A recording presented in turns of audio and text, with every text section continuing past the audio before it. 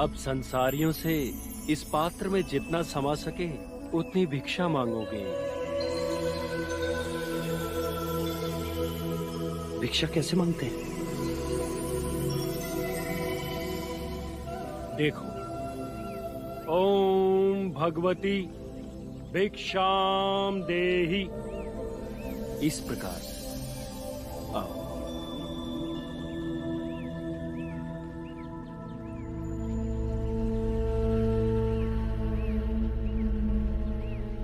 ओम भगवती भिक्षाम देहि।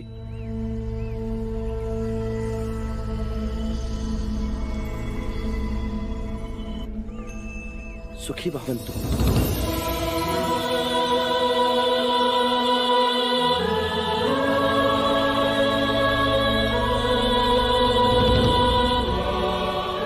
इतना आश्चर्य क्यों मित्र? पता नहीं कैसे मेरा हाथ आशीर्वाद देने उठ गया। ये स्वाभाविक क्रिया है। जब कोई आपको आदर देता है तब आपका अंतर्मन उसे आशीर्वाद देने के लिए सहज ही जाग उठता है। आओ।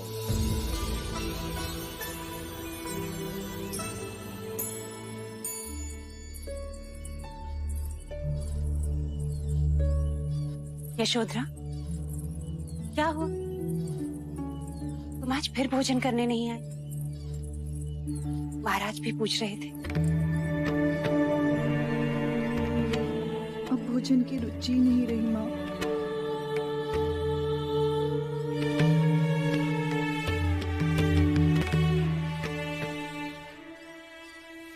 यशु, मैं जानती हूँ, समझती हूँ कि तू क्यों नहीं खा रहे। तू यही सोच रही है ना कि वहां सिद्धार्थ ने क्या खाया होगा, उसे वन में कौन भोजन देगा। हाँ माँ, वो वहां भूखे दिन बिताए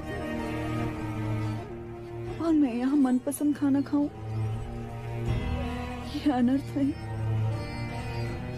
पर वो कह कर गया है, मैं लौट कर आऊंगा, मेरी प्रतीक्षा करना। तो प्रतीक्षा करने के लिए जीवित तो रहना ही होगा ना। यशु, स्वयं के लिए नहीं नासे, पर राहुल के लिए तो जीवित रहना ही होगा। तो सांसों के लिए दो कौर। ओम भगवती भिक्षाम देहि।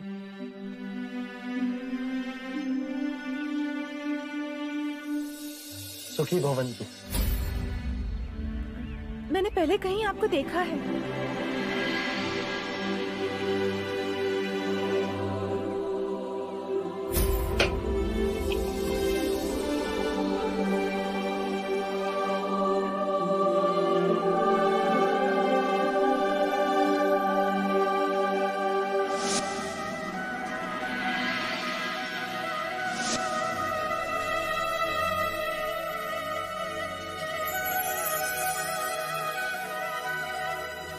आप तो कपिलवस्तु के युवराज सिद्धार्थ गौतम हो ना?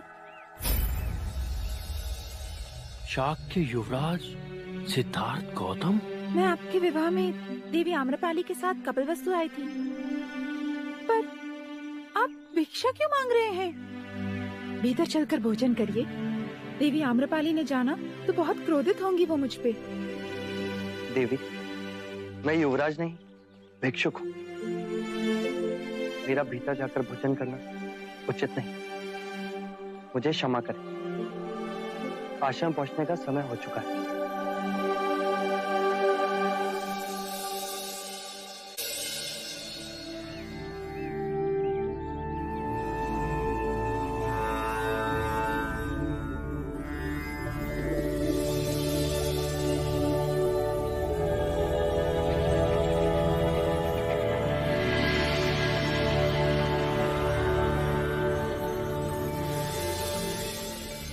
प्रणाम गुरुवर। आपकी आज्ञा अनुसार मैं भिक्षा मांग लाया। तुम स्वयं भिक्षा मांग लाए हो? अर्थात तुम्हारा स्वाभिमान अब तुम्हारी साधना में कभी बाधा नहीं डालेगा। कारण मैं नहीं जानता, पर तुम्हारी आंखों में एक नहीं अनगिनत प्रश्न है। सत्य कहा आपने गुरुवर, पर मैं ये जानता हूं मेरे सारे प्रश्नों के उत्तर मिल जाएंगे यदि एक प्रश्न हल हो गया। कौन सा प्रश्न? क्या आपने मुझे अपना शिष्य स्वीकार किया? तुम्हें इतना विश्वास है मुझ में? मुझे बाहरी ज्ञान पर विश्वास नहीं। वेद पुराण मैंने पढ़े, पर वो ज्ञान किसी और का, स्वयं की अनुभूति नहीं। और उसे जानकर भी मेरे प्रश्नों के उत्तर नहीं। अर्थात वो ज्ञान मेरे लिए अपूर्ण है। जो शक्ति मनुष्य के भीतर है, मुझे उसका अनुभव करना है, और वो केवल ध्यान मार्ग से ही संभव है। और ध्यान से समाधि योग तक का मार्ग आपके चरणों से गुजरता है। आपका मार्गदर्शन मेरे प्रश्नों के उत्तर बनेंगे। विचारशील है तुम्हारी जिज्ञासा ही तुम्हें समस्त जीवों के कल्याण का मार्ग दर्शाएगी। पहले भोजन कर लो, फिर बात करेंगे।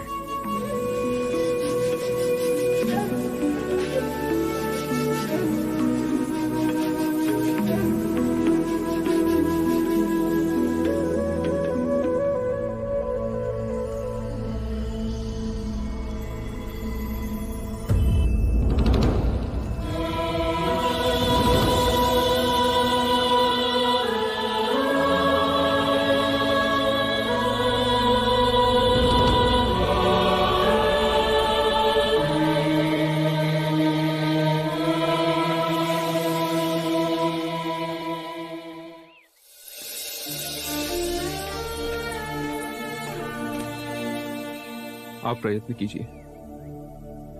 जब से हम युवराज को छोड़कर आए हैं, तब से ना तो इसने घास का एक तिनका खाया है, ना ही पानी की एक बूंद पी।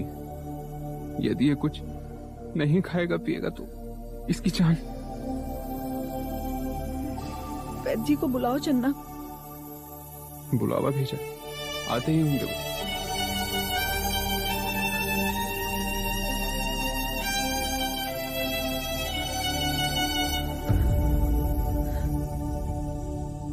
तुम्हारी तरह मुझे भी कुछ खाना पीना अच्छा नहीं लगता, पर माँ कहती है जीने के लिए खाना तो पड़ेगा ही। लो।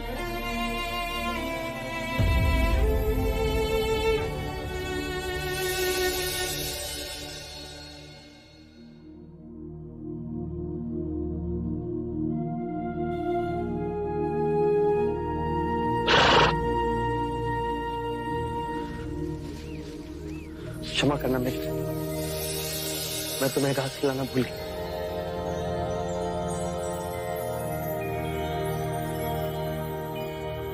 ध्यान का समय हो चुका वत्स। जी अभी आए। गुरुवर, क्या मैं इस अश्व को कंटक करके बुला सकता हूँ? तुम तो रिश्ते नाते तोड़ के आए हो, नए संबंध बना रहे हो। इस अश्व को देखकर मुझे मेरे कंटक की याद आ गई। इन्हीं स्मृतियों से मुक्ति पाने का नाम ध्यान।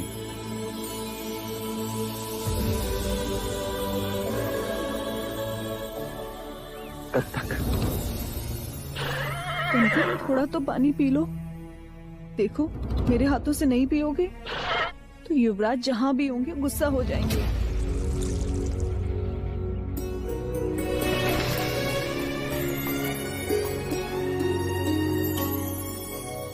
ले पानी पी ले कंटक।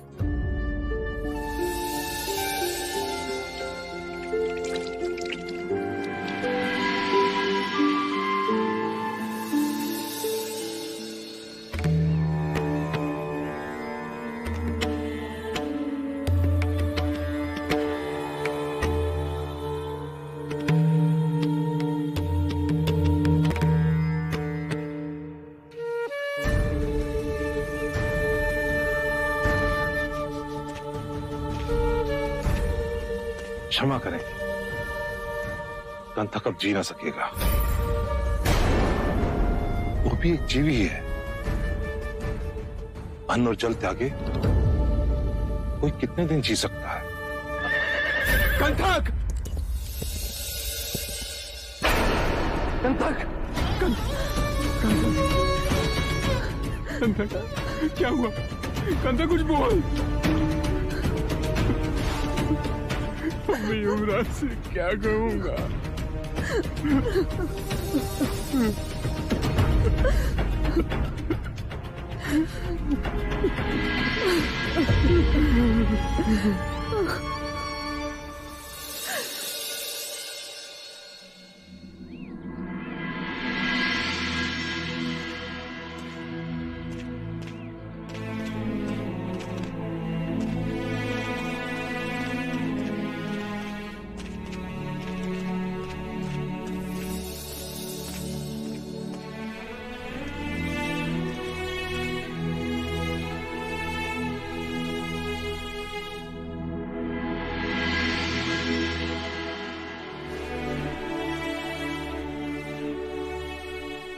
इसने पशु होकर सिद्धार्थ के स्नेह को पहचान लिया, परंतु हम उसके मूल्य को नहीं पहचान सके। वियोग में इसके प्राण चले गए, परंतु मैं अब भी जीवित हूं। स्वयं को संभालिए भाई महाराज।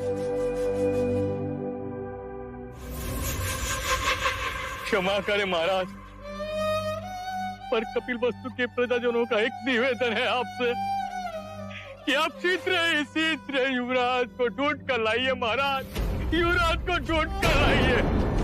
इतनी पीड़ा युद्ध से ना हुई महाराज जितनी युवराज के जाने से हुई। ऐसा लगता है जैसे सारे कपिल वस्तु के प्राण ही चले गए। महल से शहर तक सारी प्रजा अचेतन हो गई है। यूं लग रहा है कि जैसे रात से पुण्य चला गया हो महाराज, पुण्य चला गया हो। आप सबको वचन देता हूं, शीघ्र मैं युवराज को वापस ले आऊंगा। अब बहुत देर तक ये अंधेरा नहीं रहेगा कपिल वस्तु में।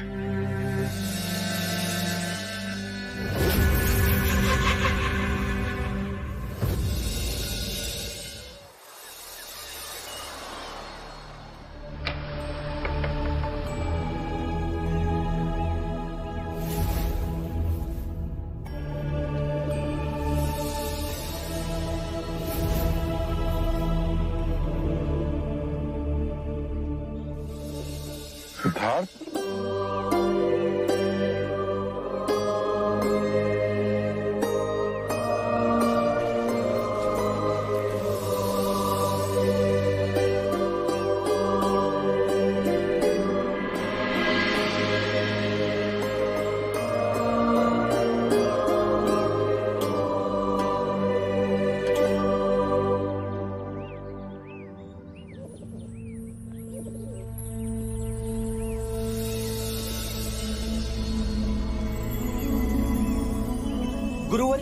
गुरुवर्य,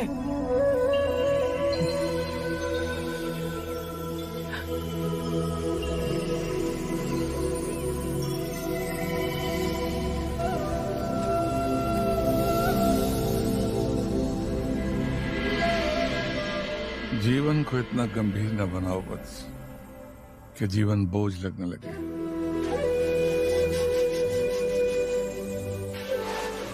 कल पूरी रात सर्दी में तुम ठिठुरते रहे। शिष्यों की कुटिया में क्यों नहीं गए?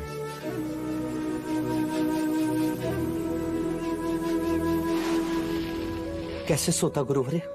अभी तक आपने मुझे अपना शिष्य नहीं बनाया। जब भी शिष्य बनाने की बात होती है आप मुस्कुराकर टाल देते हो।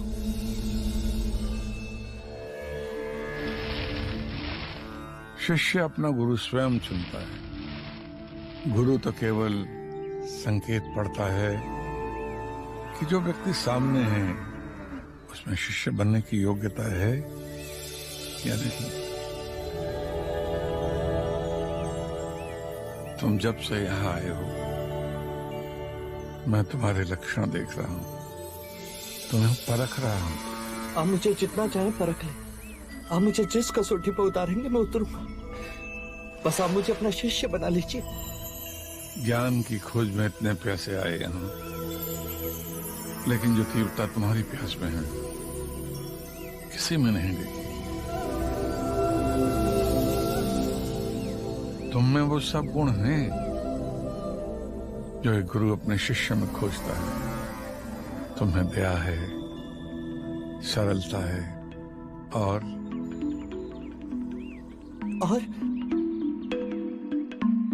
अपनी बात मनवाने का हठ। तो क्या?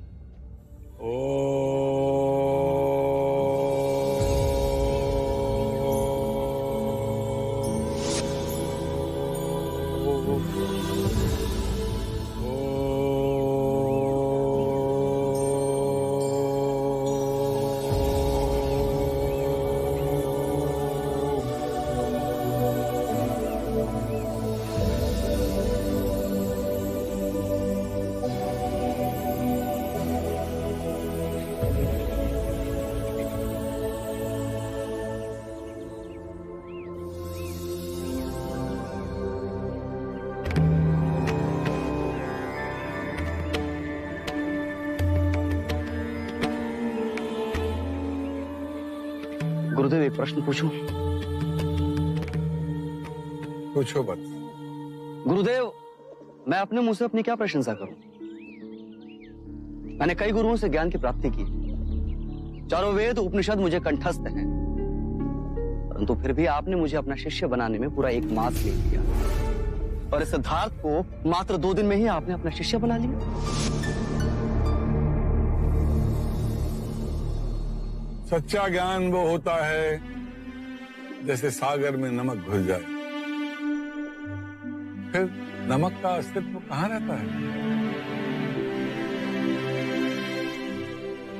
यदि मैं इस पात्र के पानी में थोड़ी सी रेत मिला दूं,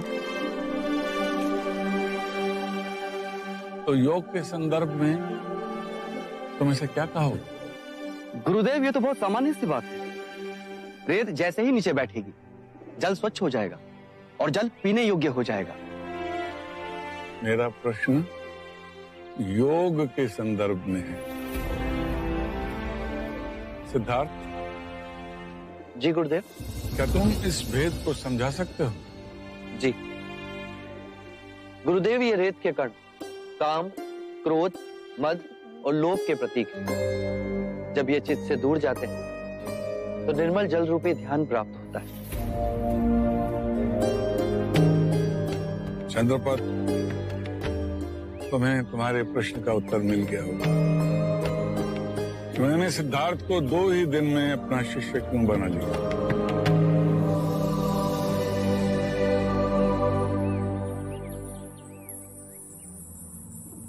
सांख्य दर्शन में पुरुष और प्रकृति 2 सत्य हैं।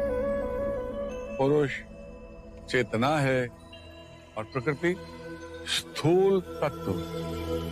पुरुष और प्रकृति कामनावश जब एक दूसरे से बंध जाते हैं, जैसे 2 सांप, तो जीव का जन्म होता है।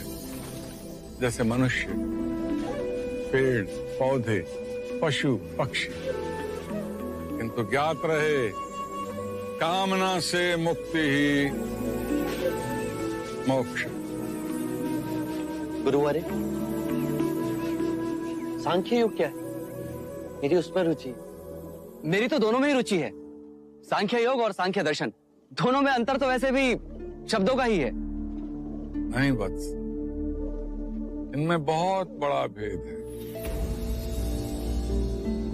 ये इतनी गहरी खाई है कि पाटी नहीं जा सकती। जो सिद्धार्थ पूछ रहे हैं वो सांख्य योग है, मोक्ष की अनुभूति है। जो तुम पूछ रहे हो वो सांख्य दर्शन है, जो बुद्धि से संबंध रखती है।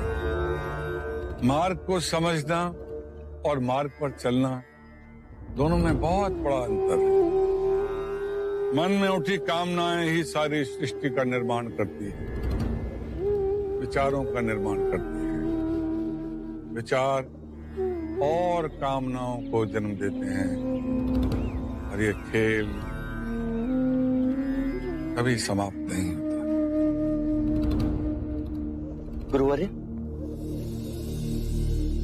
तो मन पर वश कैसे पा सकते?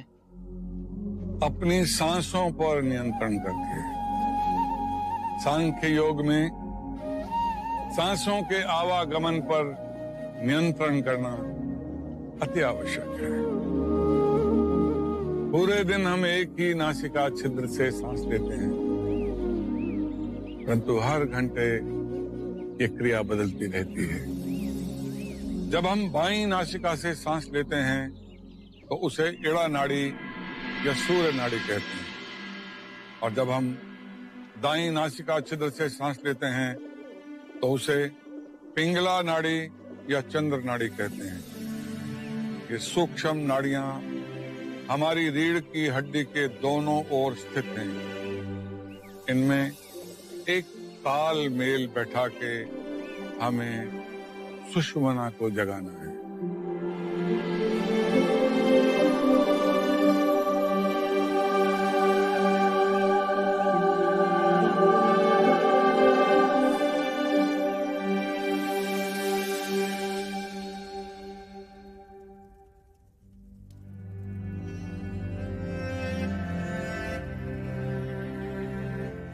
लगता है ज्वर उतर रहा।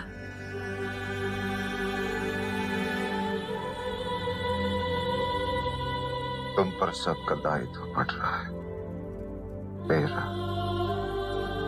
यशोधरा का, राहुल का। जब ज्वर हो तो अधिक बातें नहीं करते।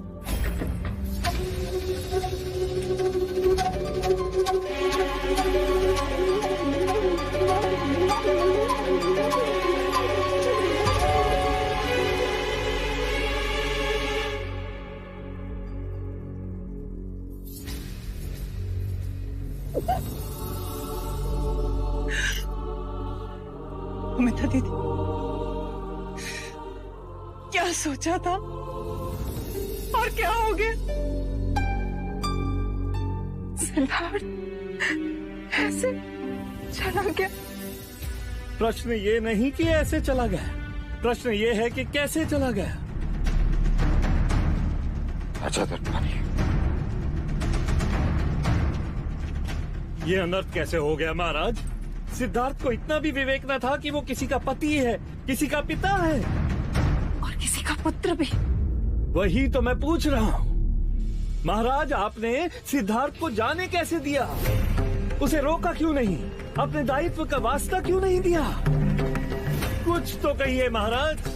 आपके प्रश्नों का आवेग शांत हो जाए तो ही मैं उत्तर दे सकता हूँ। सिद्धार्थ आधी रात को चला गया और हमें पता तक नहीं चला। ये उत्तर पाने के लिए हम इतने कष्ट में रातों रात देवता से यहाँ आए हैं। भैया को दोषी क्यों ठहरा रहे हैं? क्योंकि जिसका दोष है महाराज का उसके प्रति क्रोध और आवेश दिखाई नहीं दिया। अब आप ही बताइए कि मेरी पुत्री का क्या होगा? वो अपने जीवन का लंबा रास्ता किसके सहारे व्यतीत करेगी? मेरे नाती राहुल का क्या होगा महाराज? यदि पता होता कि ऐसे दुर्दिन देखने पड़ेंगे तो मैं अपनी पुत्री यशोधरा का विवाह सिद्धार्थ कभी होने ही नहीं देता।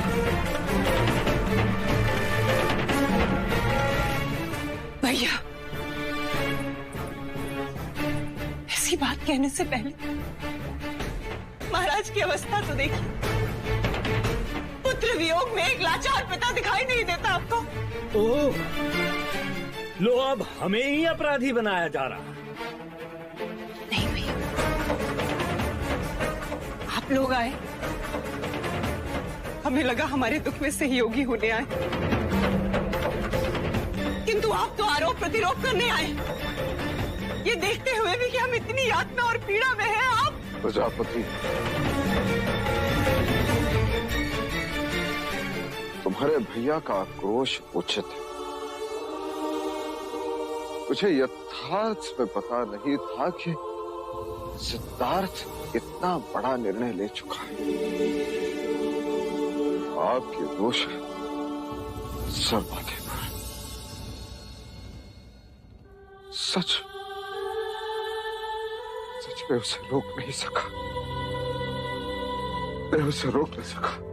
भैया, आप मन छोटा ना करें, आप कर भी क्या सकते थे? क्या कहना?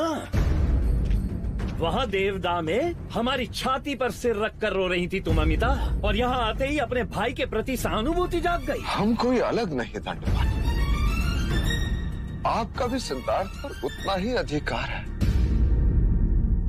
हमारे दुख के सहभागी हैं आप। मैं यहाँ कोई शोक प्रकट करने नहीं आया महाराज। मैं अपनी पुत्री यशोधरा को यहाँ से ले जाने आया हूँ। मुझे नहीं लगता कि यशो का भविष्य यहाँ पर सुरक्षित है। भैया, आप जानते भी हैं कि आप क्या कह रहे हैं? शांत हो जाओ। जिन्हें हम पर विश्वास नहीं, पुत्री के पिता है राजा दंडपानी। यशोधरा पे ना आप दबाव डालेंगे ना हम। देवदा जाना न जाना इस बात का निर्णय केवल और केवल यशोधरा ही करेगी।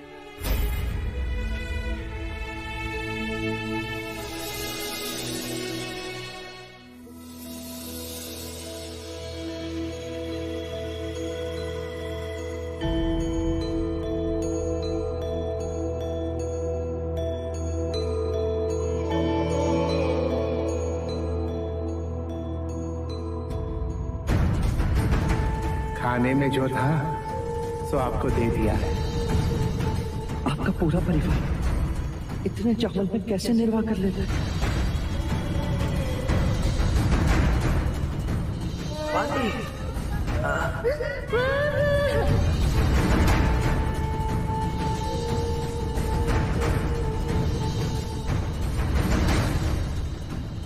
गुरुदेव,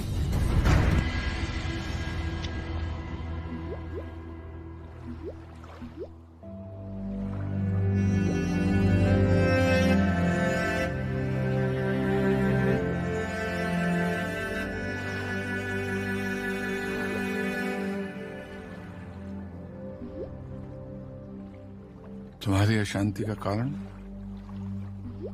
गुरुदेव, मैं ध्यान नहीं लगा पा रहा हूं, मन व्याकुल है, मैं गहरी पीड़ा अनुभव कर रहा हूं। क्या मुझे पूर्ण शांति प्राप्त नहीं होगी?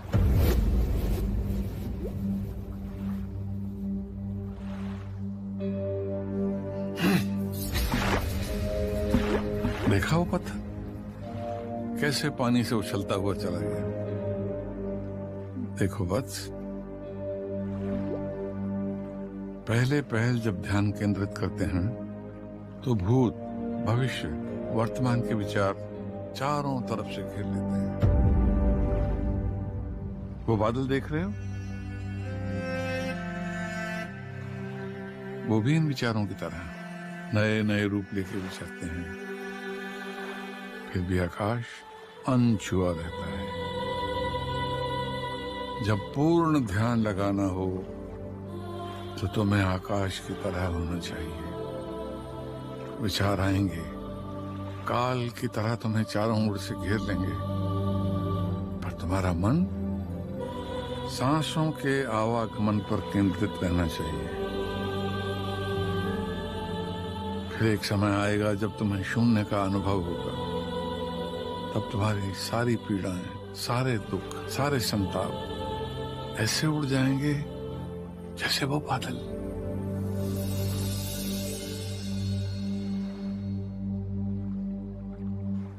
फिर केवल एक गहरी शांति का अनुभव होगा, जैसे वो नीला आकाश।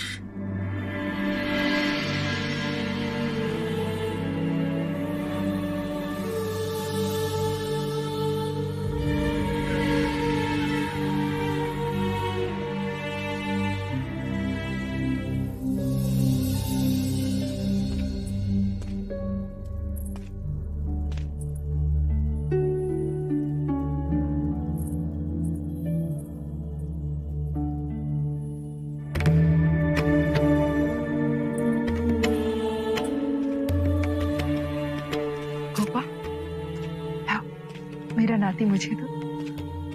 माँ, वो मेरे सिवा किसी और के पास नहीं रहता।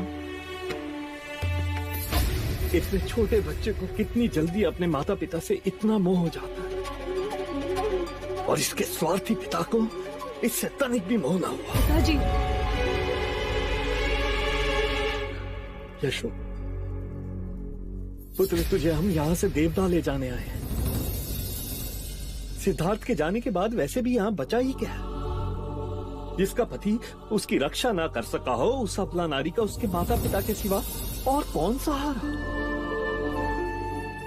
मेरा ध्यान देवदा से अधिक यहाँ रखा जा रहा है। मेरी सास का मेरे प्रति इतना स्नेह है कि आज तक मुझे मेरी माँ का अभाव ना लगा। महाराज मेरी हर बात मानते हैं। यहाँ मैंने कुछ बोला और वो तुरंत हो जाता है। परंतु तेरे पति के जाने के बाद ये नाते बंधन सब टूट ही गए ना। ये आप क्या कह रहे हैं? विवाह का बंधन तो 7 जन्मों का होता है पिताजी। वो ऐसे कैसे टूट सकता है? मैंने सिद्धार्थ को वचन दिया था कि मैं उनके परिवार का उतना ही ध्यान रखूंगी जितना वो रखते थे।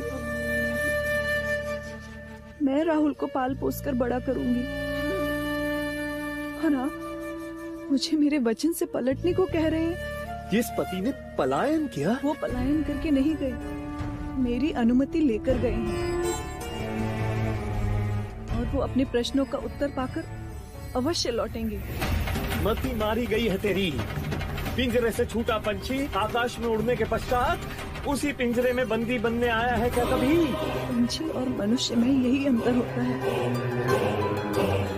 वो लौटेंगे। समझाओ इसे अमिता, कुछ समझाओ।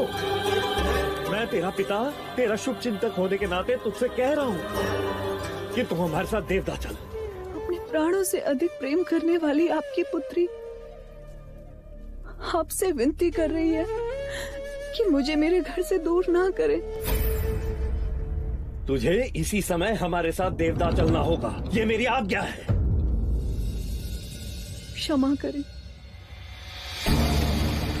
मुझे मेरे ससुर महाराज ने ये अधिकार दिया है कि मैं ये निर्णय स्वयं ले सकूं।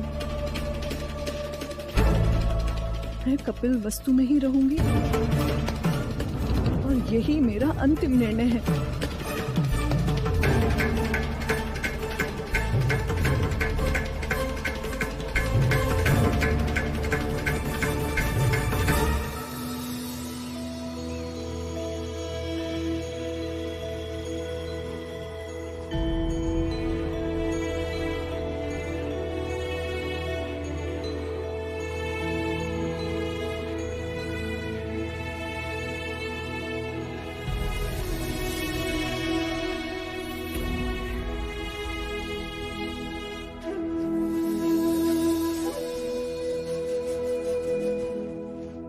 प्रणाम गुरुदेव।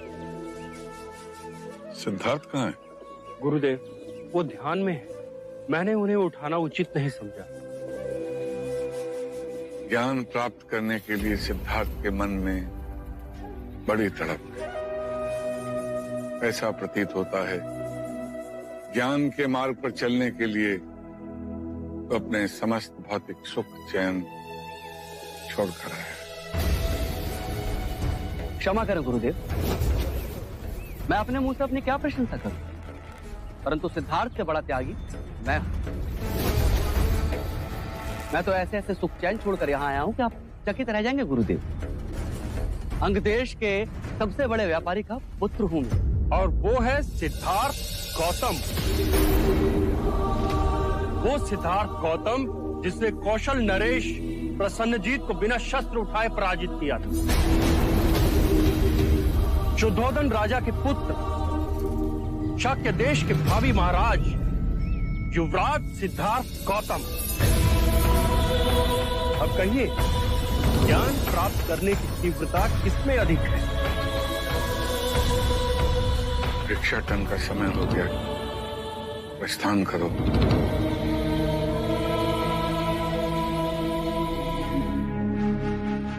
सचमुच विश्वास नहीं होता, इतने बड़े राजा का पुत्र भिक्षु। अरे और तो और उनके व्यवहार में अभिमान की बू तक नहीं है। तो ये हैं सिद्धार्थ गौतम, इनके बारे में असित मुनि ने भविष्यवाणी की थी। सिद्धार्थ जिनके बारे में कहा गया है कि वो मनुष्यों को दुख और पीड़ा के मार्ग से सुख शांति के मार्ग पर ले जाएंगे। वो सिद्धार्थ युग पुरुष कहलाएंगे। उन्होंने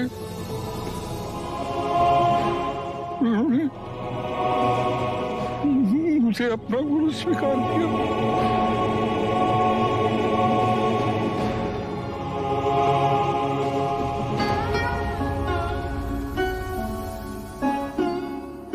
मैं नहीं जानता मैं इस योग्य हूं भी कि नहीं।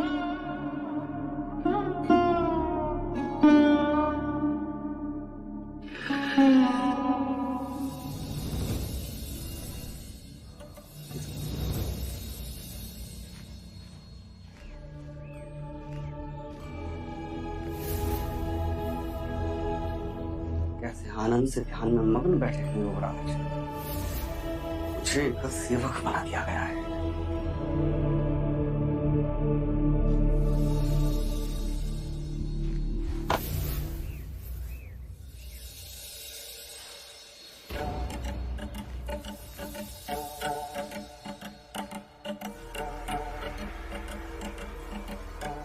इसलिए भिक्षा मांगू मैं, गुरु का चेष्टा बनी है।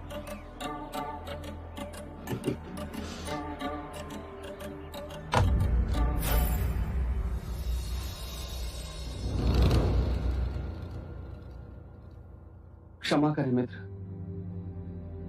तुम्हें भिक्षा देकर जा रहा था कि मेरा भिक्षा पात्र बिखर गया। ऐसा भाग्य पाया है मैंने। तुम्हारा ध्यान भंग ना हो इसलिए घर घर जाकर कड़ी धूप में मैं भिक्षा लेकर आया, तुम्हारे और अपने लिए।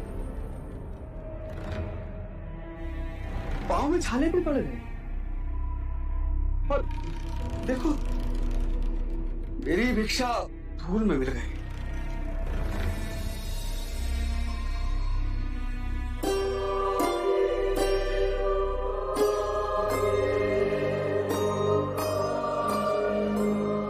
चंद्रकांत, ये भिक्षा आप ग्रहण करें, मुझे इसकी आवश्यकता नहीं।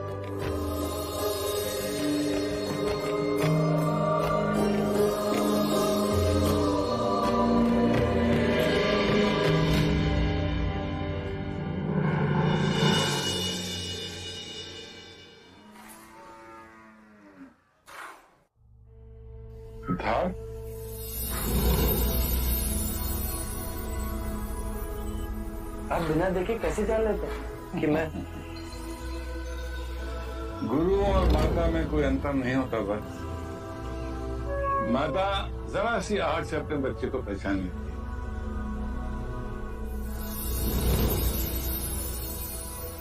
लो, ये पियो। ये सात्विक आहार से मन को शांति मिलती है। आपकी करुणा का पात्र हूं या नहीं, ये तो मैं नहीं जानता, परंतु आपसे एक विनती। कहो। जब भिक्षा मांगने का समय हो तो आप मुझे ध्यान से उठा दिया करें। मैं नहीं चाहता कि मेरे कारण किसी और को कष्ट हो। किसको कष्ट हो? याद रहे सिद्धार्थ, यहाँ प्राथमिकता ध्यान को दी जाती है, भिक्षा को नहीं। गुरु हूं मैं तुम्हारा, भली भांति जानता हूं कि कौन ध्यान के योग्य है और कौन भिक्षा के।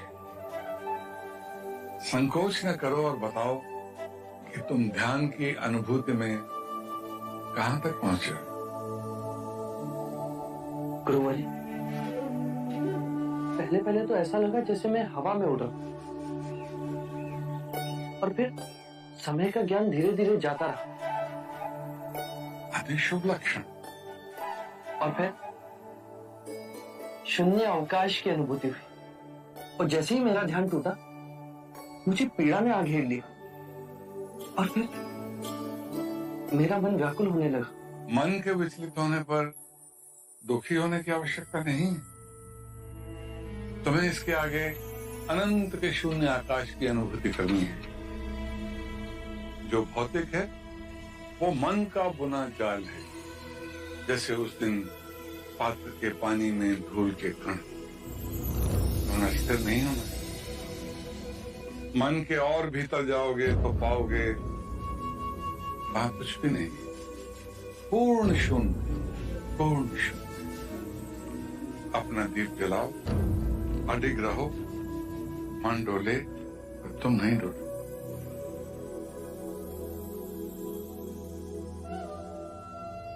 यशस्वी भव।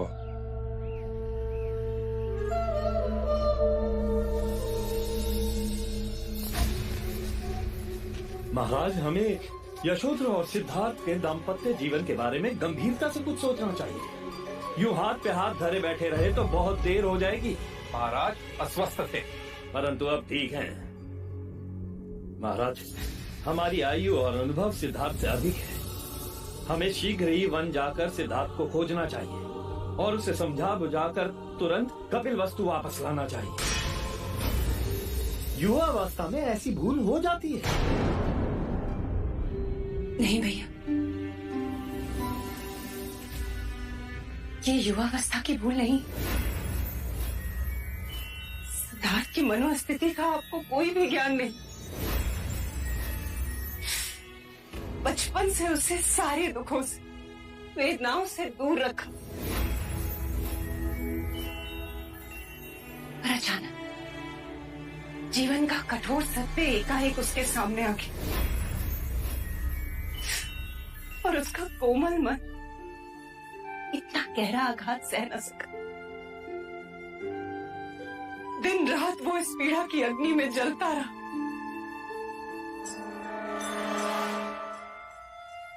उसने ये निश्चय सोचकर किया। सत्य कहा मां देवी ने महाराज। सिद्धार्थ को इस मानसिक स्थिति में यहाँ लाएंगे तो वो पागल हो जाएगा।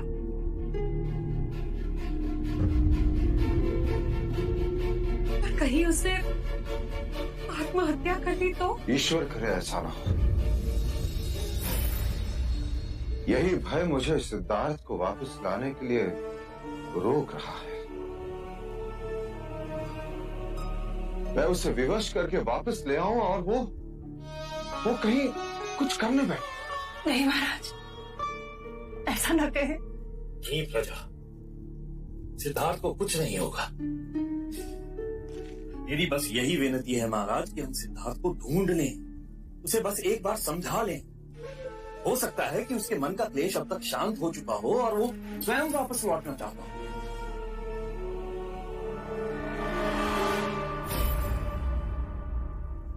ठीक है, प्रयत्न करना हमारे बस में, परंतु उस प्रयत्न का फल हमारे मन अनुसार हो, इसकी कामना हम नहीं कर सकते। सिद्धार्थ मैं स्वयं जाऊंगा। परंतु भाई महाराज, इतने तीव्र ज्वर में आप न जाएं तो ही अच्छा हुआ। हाँ महाराज, अनुज ठीक कह रहे हैं। अनुज, तुम अपने साथ महामंत्री को भी ले जाओ और सिद्धार्थ से थोड़ा संभल कर बात कर। मैं पूर्ण चेष्टा करूंगा भाई महाराज, आप मुझे भी साथ जाने की अनुमति दें। मैं भी सिद्धार्थ को समझाने का प्रयत्न करूंगा। तुम्हारा बंधु प्रेम देखकर मैं प्रसन्न हुआ देवदत्त। अवश्य, तुम भी अवश्य जाओ। परंतु एक बात का ध्यान रखना, सिद्धार्थ पर किसी भी प्रकार का दबाव न डाला जाए।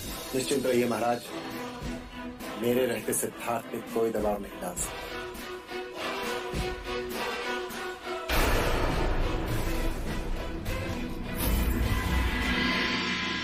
सत्य कथा, पुरुषार्थ कथा, सुनो सुनो सिद्धार्थ कथा।